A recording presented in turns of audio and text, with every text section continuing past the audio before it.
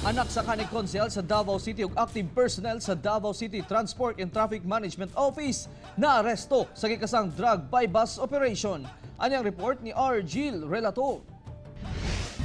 Nadismantle sa tropa sa PDEA 11 ang usa ka drug den sa Bangkal, Davao City.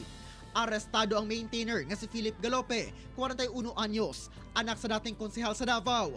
Humana palitan og 10,000 pesos nga kantidad sa gituuhang shabu. Ato sa operasyon, naabdan sab nga nagshabu session sila si Rinaldo Day Parine, usa ka CTTMO personnel, kaubang si Jonathan Castillo, Grandel Udan ug Lorenzo Pascual nga nakuhaan sab og sachet sa droga. Dili siya nagakuha sa Boulevard. So dili siya bihidor, no.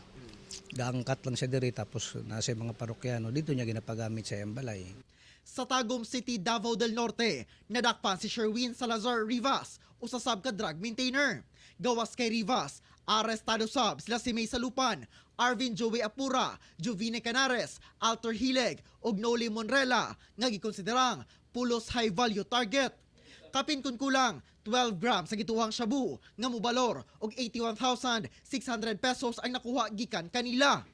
Gipanghimakak sa usa sa mga dinakpan ang pasangil batok kanila. Pasakaan sila og kasong paglapas sa Dangerous Drugs Act. Ako, undang na kong gamit. Undang na kong gamit, 3 years ko na-relax og nanani. Graduate ko sa pagka-TADS na ko.